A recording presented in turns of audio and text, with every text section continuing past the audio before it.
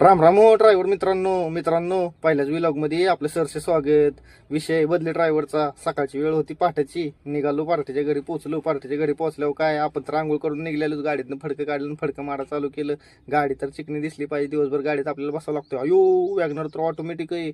मग काय लावली चावी, घेतलं दर्शन गणपती बाप्पाचं, मारला स्टार्टर. पार्टी आली, बसली गाडीत. चला म्हणली की आलो चौकात आल्यावर बघतोय तर काय माणसं फिरायला लागले. ती फिराय म्हणजे शरीरासाठी 1 तास वेळ देणं गरजेचं आहे. हो, कुणा कशी वेळ येईल सांगता येत नाही. मग काय जानूला लागली भूक सकाळ सकाळ. मग काय दाबली पेट्रोल पंपावर.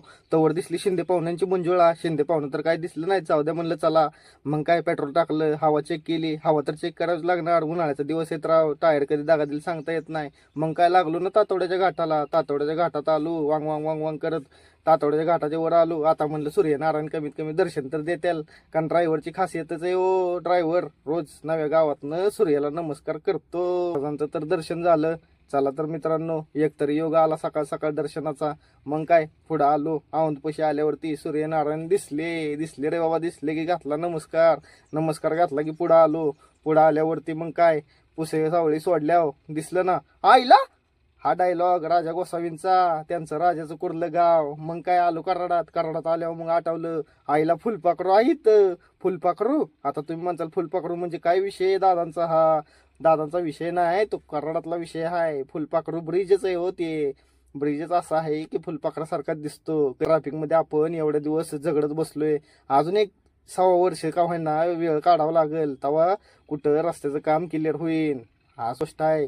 मग काय आलो की टोल नाक्यावर बघतोय तर काय 6 छोटा ती एका टेलर मध्ये ट्रक ड्रायव्हरचा नाद आहे का हो. मग पुढे आल्यावर श्रीवर्धनला नाश्ता काढत थांबताना दिसलं लखन दादा. मग काय टाकला हातात हात, भेटलो 5 मिनिटाची भेट. मग आलो पुढं आल्यावरती मामा आलं की आडवं 50ची ग्रामपंचायतची पावती म्हणजे पार्किंग करायला जागा तर भेटणारच की राव. मग आलो ज्योतिबा मंदिरापाशी, बसलो इकडं तिकडं फिरत. माघारी आली पार्टी. परत निघलो कोल्हापूर महालक्ष्मीसाठी.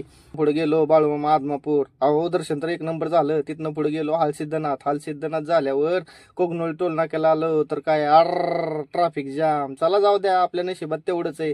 तिथनं पुढे मग गेलो कोल्हापूर सोडलं, पेटनाका आला. पेटनाक्यावरती हॅशटॅग हॉटेल 2627. मित्रांनो जेवण करायला नाश्ता करायला तिथंच या, कारण स्वस्तात मस्त ड्रायव्हर भावानी खोललेलं हॉटेल आहे. चला तर मित्रांनो, ड्रायव्हर भावाच्या मदतीला जाऊन पार्टीवाल्यांनी जेवायला सांगितलेलं.